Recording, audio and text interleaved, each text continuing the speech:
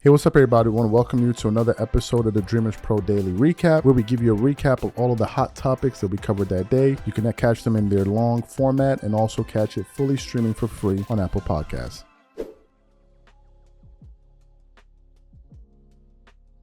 People usually send us messages on Instagram. Again, if you're not following us on Instagram, my handle is CTABANZ, and also the channel's name is Dreamerspro. But they always message us with videos they would like us to cover and all of that. But in particular, we got this clip sent to us a lot. Now, as you guys know, NBA opening night was on Tuesday. Featured two games, but the one that generated all the attention was the game between the Los Angeles Lakers and the Minnesota Timberwolves, because that was the game where LeBron James and his son were going to make history, becoming the first father and son pair to ever play in an NBA basketball game. And it was hype from tip-off all the way to the moment it occurred, and we saw it. As a matter of fact, we did a show yesterday where we tricked some people. They thought like I put LeBron ahead of Kobe. People were like, man, I'm going to subscribe. One person messaged me on Instagram after seeing that video of you saying LeBron is ahead of Kobe Bryant. Me and my friends are officially unsubscribing. Like, did you watch the rest of the video? Like, it was a joke. But anyway, that happened, right? And then people started reacting to it the following day. And one of the shows that reacted to it was ESPN First Take. And on the panel, they had Brian Windhorst, Stephen A. Smith, Miley Karam, and Chris Mad Dog Russo.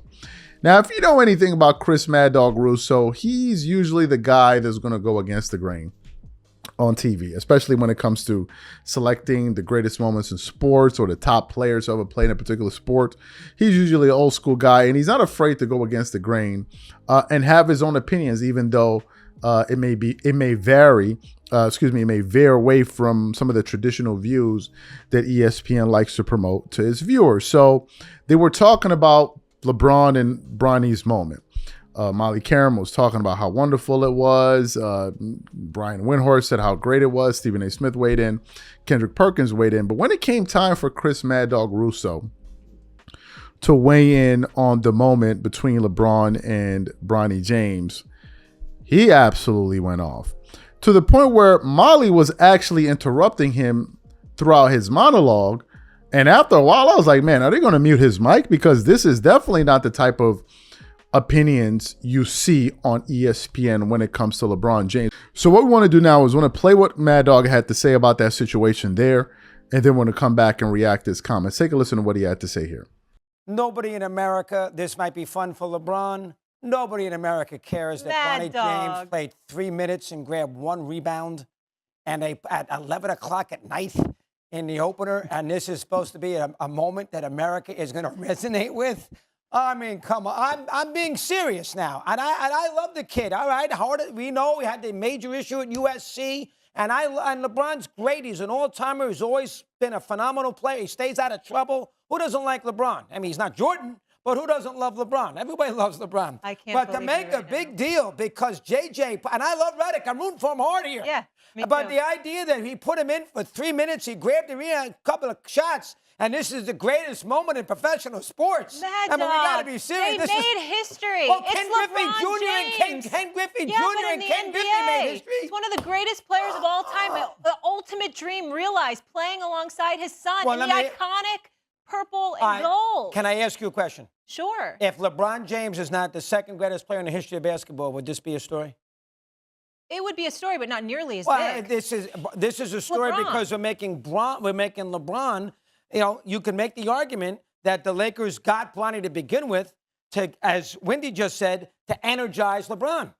So that puts a qualification on it. Well, hold on now. He's only on the team because LeBron's 40. He's their star. So as a result, that's a second-round pick, 3 minutes. Let's throw him out there. Sorry, folks. Guys. I ain't buying it. You Stephen guys A, can go crazy. Call me an more ogre. important than Call me family. anything you want. I can't get into it. Go ahead, Stephen A. I appreciate that from a LeBron's perspective. But Ken Griffey Jr. was the next Willie Mays, and everybody knew it. Ken Griffey Sr. was a 300 hitter on 2 great all-time teams, Cincinnati Reds. They were both great. The junior was better, but Ken Griffey Sr. was great. LeBron's an all-timer.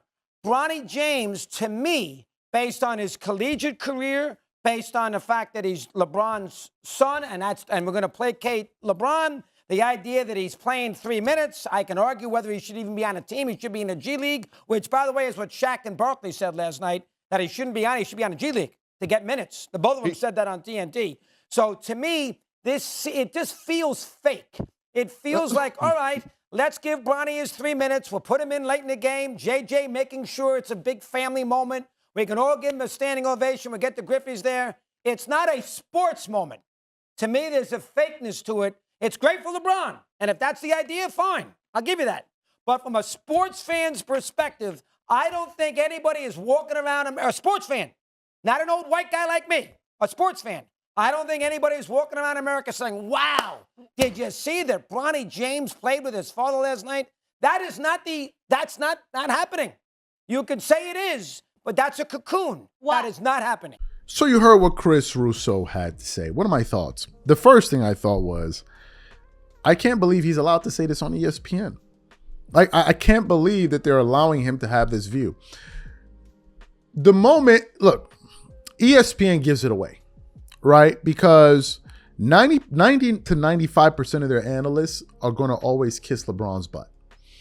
And the moment Chris began to state his opinion, Molly started reacting to him. Oh my God, I can't believe you're saying that. Oh my, had he been saying what she wanted him to hear, she wouldn't have said anything, right? And to me, it's a bit surprising because it's like, well, can't you have different opinions on this platform? Do we all have to be in lockstep when we're discussing these major sports topics? That's number one. Number two, to what he said, was it a big deal for people? It looks like it wasn't. It looks like the people that this really mattered to was LeBron James fans, maybe Bronny James fans, certainly the Los Angeles Lakers. Now, in terms of the NBA promoting Bronny as much as it does, the thought occurred to me just about a day or two ago. And I was thinking about it, I'm like, well, why would the NBA be promoted? Because we just keep thinking, okay, it's the Lakers, it's the Lakers, it's the Lakers. But the NBA is definitely a part of this. ESPN and these companies are a part of it. I'm like, why do they keep it? And then it dawned on me that Bronny, one of the reasons they could be promoting him is because Bronny could possibly bring in younger fans, younger viewers. He's a young guy. He's going to have a lot of young people following him, and he could bring in some younger NBA fans. And maybe they're looking at him, obviously, not to the level of a Taylor Swift with the NFL, but he's bringing in a demographic that they are trying to get within the fold. Because the NBA always wants its product to get younger and younger and younger, to have the new fans coming through the door. You don't want it just to be an aging product amongst aging fans. You want younger people coming in. And I'm going to assume that a lot of younger people are behind this, right? In terms of their support for Bronny James. I'm sure there's a part of that at play here. That's the first thing. But in terms of what he said about people not being a fan of it, look, I don't think what he said was controversial in any way. It just seems controversial because it's an opinion that was stated on ESPN, and you seldom hear people say that, right? I've looked at how people kind of tippy-toe around. You know what's interesting, and I'll say this. For as much money as ESPN spends on the NBA, now they're spending about $2.8 billion annually, they seem to have more respect in terms of their coverage of LeBron than they even do Michael Jordan. Like, it is commonplace to see every Tom, Dick, and Harry or any former NBA player, retired NBA player, going out there and saying something absolutely crazy about Michael Jordan. That seems to be commonplace now. But if you had these same guys talking about Jordan the same way that they talking about LeBron the same way they talk about Michael Jordan, I don't even think these guys would be on TV or have platforms. Like that, it seems to be more acceptable now to go at MJ than it does to even go at LeBron. Like, it's surprising. And if you don't go at LeBron, you're like in the fringe. You've seen people complain, oh man, my channel is being shut down. I'm being shadow banned. They're not showing my channel anymore because it's like, because you're not twerking it up with them. You're not twerking it up with them. And some of the guys that are going to go far in this business are the ones that have figured out, hey, you want to go far? You got to twerk it up all the way. Lather up with the honey, baby. Lather it up.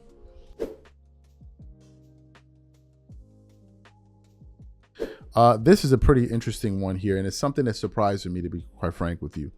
As you all know, LeBron James has been the media darling for the past 15 years. Damn, man, you could even make it. Yeah, let's say for the past 15 years, right? When he came into the NBA, he was the darling of the NBA. Then he went to Miami. He turned some people off. But then the moment he started winning again, he became the golden child for everyone. Everyone tippy-toes around him.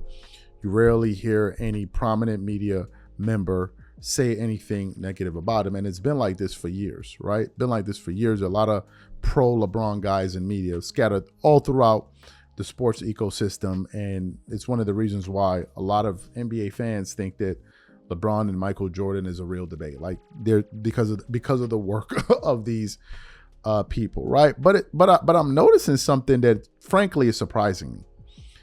And the thing that I'm noticing is that a lot of people, and in this case we're talking about media members, a lot of prominent voices in media seem to be turning on LeBron James after the big night between himself and Bronny James. As you guys know, they made history, becoming the first father and son duo in the NBA. We had never seen anything like that before.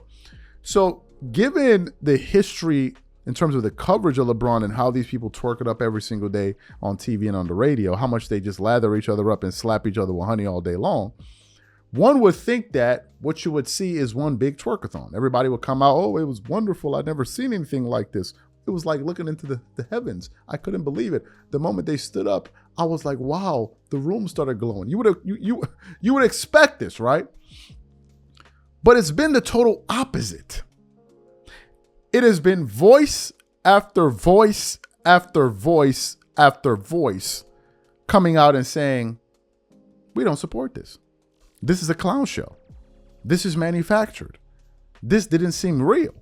And we're talking about people like Colin Cowherd, Rob Parker, Doug Gottlieb, Dan LeBatard, Michelle Beadle, all of these people, Chris Russo, all of these people calling out LeBron for this moment that to them seemed to be manufactured. So what we want to do now is want to play some of the things that these media members had to say about LeBron James, and then we're going to come back and give you guys our thoughts. Take a listen to them here.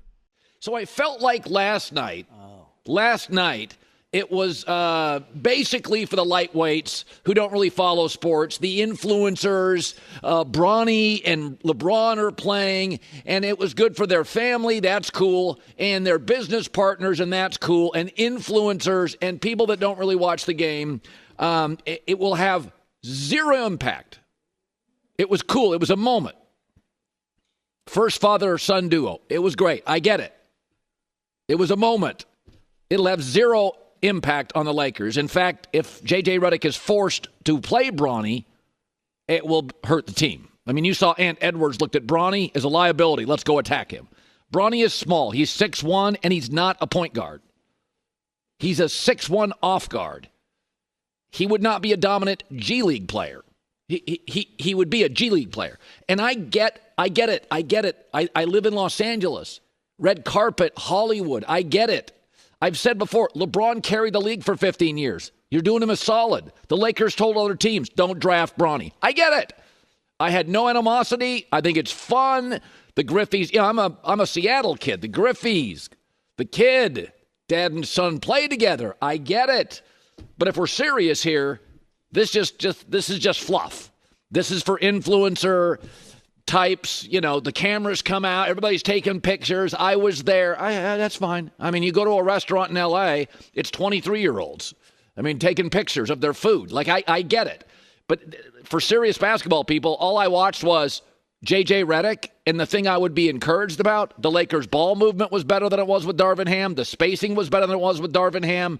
And Anthony Davis got to the free throw line 15 times. So, Anthony Davis, J.J. Redick is all in, and as an offensive coach, knows how to use him better than Darvin Ham did. That's what I watched. Mo, the building was standing up in awe, waiting for the moment. Every time he shot, I think he shot one or two shots. They wanted to see it go in. He should have made that tip. He had a tip early on. I didn't think he could jump that high. He got up there. But, yeah, I just think it was a special moment. The NBA has embraced. The Lakers clearly embrace. And I think fans embrace. And I also think fans are smart enough to have not put enough in it as if this is about to be them starting together and playing 82 games together. I don't think that was that. It was cute. We moved on. Yeah, I think there are a lot of people just looked at it as a photo op Even Colin said it was a Kardashian moment kind of thing. And that's what it felt like. It just felt like, and we had, who was it who called up earlier who said it wasn't the history. Oh, yeah, I forgot his name, but he said it was manufactured. From Atlanta, Chili Tim. It was manufactured, and that's what it felt like. It really felt like this was kind of set up, and it could have been a great moment, or it could have been greater, I say, if people didn't have any skepticism on whether or not Bronny really belonged there. And I think that's the part that people still can't get over or to embrace. But Rob, I genuinely mean this. That is being overblown in that, you know how many guys get drafted? But that's in your opinion. That's your opinion. And that's all I'm paid to give, though. Let me just say, that's your opinion. For you, it doesn't bother you. You don't care. You're happy because LeBron did what he wanted to do. You're a LeBron fan. But for people who really love basketball and the competitive nature of it, they feel like the game has been dampened, cheapened, altered, that you gave a spot to a kid who's not ready. Doesn't mean that he was never going to be ready for it. No one's saying that Bronny can't work his way in and there's an opportunity for him. But a lot of people just feel like, what are we doing here in the NBA where we're giving away roster spots because of a player? Like Shaq said on that studio set, you don't think Shaq wanted his kid to make it to the NBA? And there's a ton of other NBA players who have kids as well who would love for their kids, right? But my only argument would be Scottie Pippen. And there's all kinds of other players whose kids didn't get that opportunity. And they could sit there and say, oh, that's cool, whatever. Deep down, they wish they could do the same thing. And deep down, they know. We kept the main thing when we were on the floor. And I guess a good portion of it, okay, I guess a good portion of it is that LeBron just doesn't see outside of himself. Because it was a circus. It had nothing to do with winning. It was 2 minutes and Bronny was a -7. He played 2 minutes and they were 7 points worse than the Minnesota Timberwolves, who they led by 15 most of the game. It was absolutely positively about them, not about the team. But I guess this is the power of being a star. This is the power of controlling the narrative. Right? We see this in politics. Russell Westbrook made it to the league on his own and did all that by himself. If this isn't manufactured, then I don't know what the word manufactured means. But again, I am not impressed, and I thought this was so ridiculous.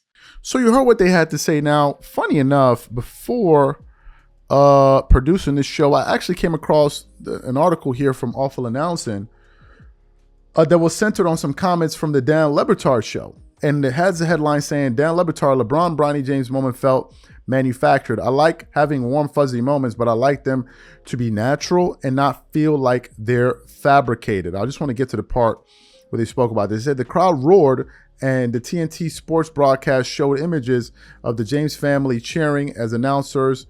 Ian Eagle noted, this is all in the family, and what a celebration for the James family. While the moment was a long-time dream come true for LeBron, LeBatard and co. were not feeling the vibes Wednesday morning. The show's senior producer, Billy Gill, said the moment felt fabricated. I like having warm, fuzzy moments, but I like them to be natural and not feel like they're fabricated, Gill said. I like I'm being controlled by corporations, essentially. Nike, really? If we're going to name names. And I don't want to feel like every feel good is big PR move by Nike to sell more Nike. And that's kind of how a lot of this has felt so far. And LeBatard said, it's what LeBron and Hollywood is meant to birth, because he's doing what Peyton Manning is doing while he's still playing. It's almost the whole reason he went to Hollywood, to get the Hollywood ending. And then it just went on to God said a few other things there. What are my thoughts about this? First of all, I'm surprised. I'm surprised for the aforementioned reasons that I stated from the onset. Usually, for instance, if you look at a voice like Colin Cowherd, when he joined Fox FS1, he was a huge LeBron proponent. I remember shows when he was on the panel with Marcellus Wiley, Jason Whitlock, Chris Broussard, basically saying how LeBron is better than Jordan, LeBron is better than Jordan, LeBron is better than... I remember these shows. I remember specifically from Colin Cowherd. So to hear him and others like Doug Gottlieb, Michelle Beadle, and all these people come out and point this out, it is exhibiting a shift in the media landscape. Because 5 years ago, hell, 3 years ago, this wouldn't have been the case.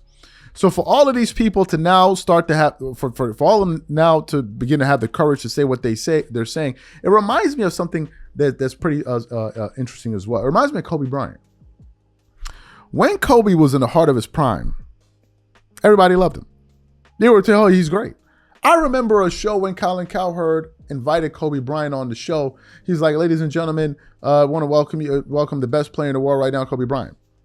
Then towards the tail end of Kobe's career, when he got hurt, all of a sudden views started changing on him. Then Colin Cowherd said at no point was Kobe Bryant the best player. Why am I bringing that up? I'm bringing that up to say that when you're the top dog, everybody's going to ride the wave.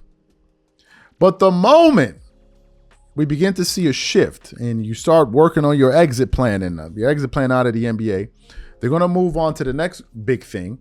And then people are going to come out and really and start to say what they really thought about you all along. And that's what we're seeing now. Because 5 years ago, it seemed like media was in lockstep when it came to LeBron James. It was just like promote, praise, praise, praise, praise. So to hear these voices come out and say this, it's a bit surprising. As you guys know, I've been saying this for quite some time. This is the cupcake era. This is the cupcake era. But for whatever reason, it seems to be promoted by some people in media as, oh, this is the greatest era we have ever seen. These are the most advanced NBA players ever, although they can't even play a full 82-game season. They can't do it. The most advanced crop of players ever cannot even play the full calendar year. Oh, they're the fastest we've ever seen. Do you have any proof of this? No, I don't. They just look faster to me on TV. They're more athletic than they've ever been. Are they jumping any higher? Jumping higher than before? Do we have any measurements? No. But it feels good to say it. Just a bunch of that. I challenge anyone. There are people. Look, there are people that feel intelligent when they say this is the most advanced era we've ever seen. It feels good to say it. Like, oh man, that felt good. Let me say it one more time. This is the most advanced NBA players have ever been. That felt good. And people like me are forever going to push back and say, you need to quantify your claims, substantiate them. The best how? Are they faster? Well, if you say yes, you need to prove this. Because to me, it seems like players have been fast pretty much for as long as they've been playing. I can give you players over a 25-year window that were fast in every generation. Some of you are like, okay, give me some examples. Number one, Allen Iverson. The dude was a blur on the court. He was fast. Do you know who else was fast as well?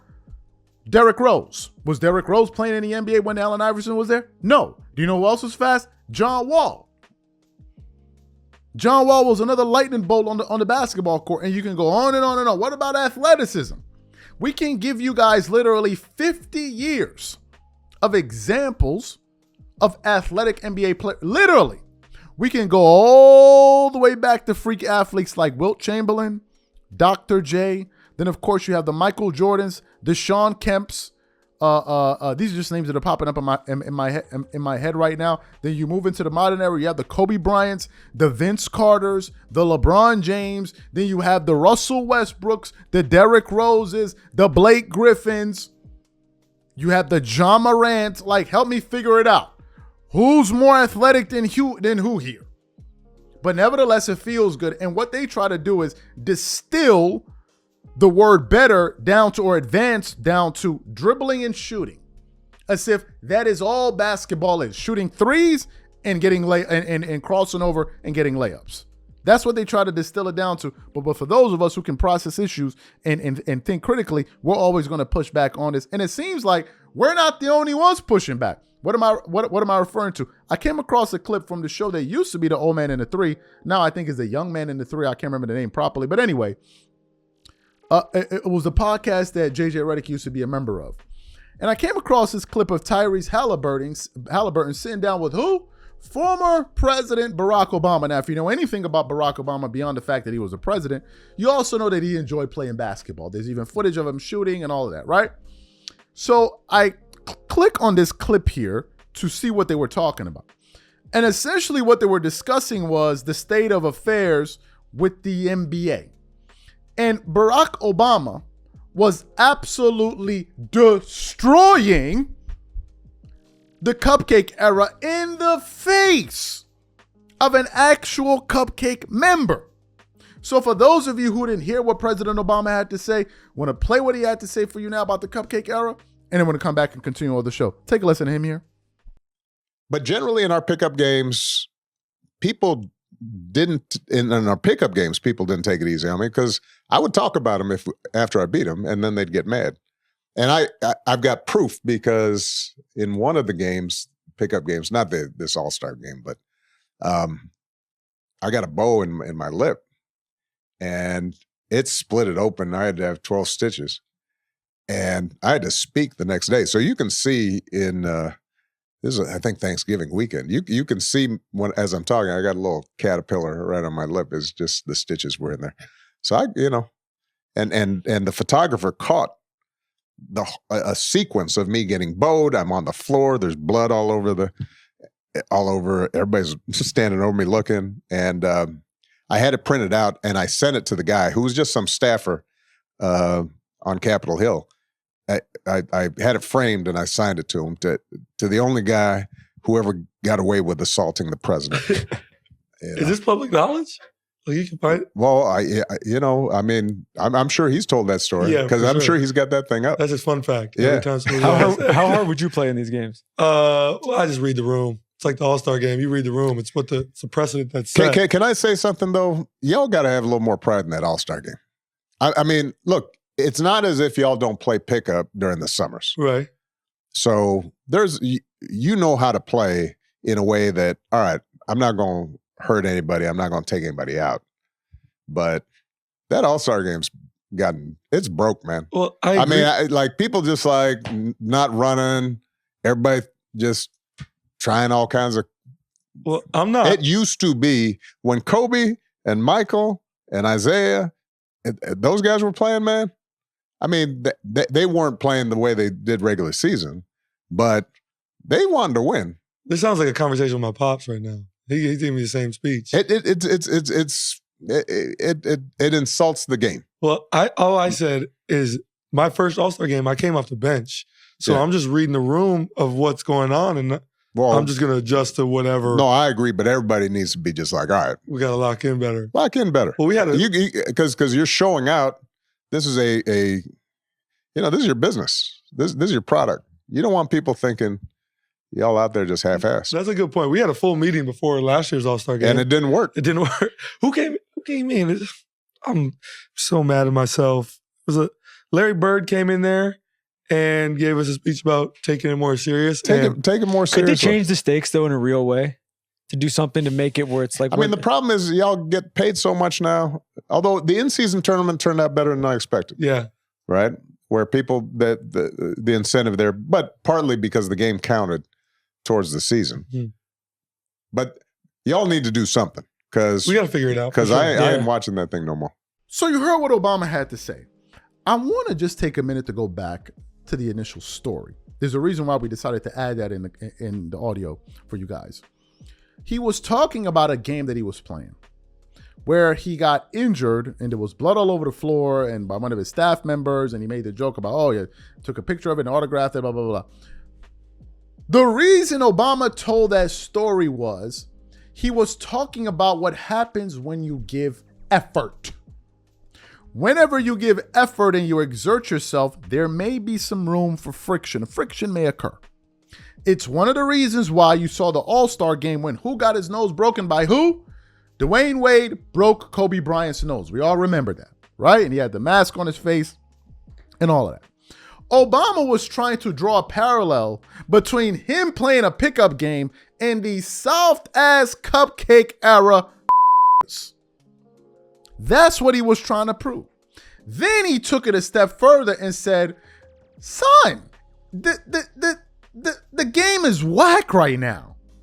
Y'all don't even care. And you know the part that annoyed me the most listening to that, watching it, was when Tyrese Halliburton said, man, this sounds like my dad talking to me right now. This sounds like my dad. It's like, yo, son, it ain't got nothing to do with it being old or your pops is an old head. Anybody that watches these All-Star games can tell you for free that is trash. It is so bad, and they alluded to it in the soundbite, that they had to go recruit one of the old heads. Think about it. The era that the young boys make fun of, they had to go recruit one of them to try to motivate these guys. Imagine, motivate them to actually put forth some effort in an All-Star game. That's how bad it worked, and it didn't even work. Then Obama says something that I've been saying for quite some time. He said, this is your product. Have I not been saying this for the longest time? This is your business. So wouldn't you always want to make sure it's being promoted in its best form? No, that would make common sense, right? That'll be common sense, right? But it's the total opposite. They go out there in an All-Star weekend and put together one of the most disgusting products to watch throughout the weekend, and then want to walk up to you and say, man, this is the greatest era ever. Really? What about those ratings? What did the ratings say? It got so bad that they had to say that the All-Star ratings were up last year. They were up from a low, which was still a low. It's like you got a 45 on your former math test, but this year you got a 55, and you're like, man, well, I did better. It's like, yeah, you did better, but you still failed. You did better, but you still failed. So to see President Obama point that out, what's important is that, number one, first of all, he's a former president, so he has the confidence to say it, and he knows Adam Silver is going to hear it, and he doesn't care because he's a former president. But he's also giving an opinion that a lot of people hold who like basketball. Do you notice the names he also mentioned? Michael Jordan and Kobe Bryant. Why didn't he mention LeBron James? And I thought about it at the end, and I'm going to point this out. LeBron is from the old school. So how is LeBron letting these young dudes run around and like why isn't LeBron correcting any of this? Like, he's supposed to be the leader of the NBA. Why aren't you correcting these dudes? Like, how would you have an All-Star game with dudes just lollygagging all over the place? I'm trying to think if it was Kobe Bryant and LeBron's shoe. You think these suckers would be running around doing what they do if Kobe was there? Hell no. Kobe would have pulled up a huddle and said, everybody get together, because he used to do it. He would have pulled up like, yo, like, we got to stop the nonsense. We got to actually go out here and play. And they would have listened to Kobe. But LeBron is there as the elder statesman. He should be out there telling them to do it. Why he ain't doing it? I don't know. Shout out to Obama for keeping it 100 on this NBA issue, regardless of your politics. If you're an NBA fan, you most likely agree with every word that Obama said.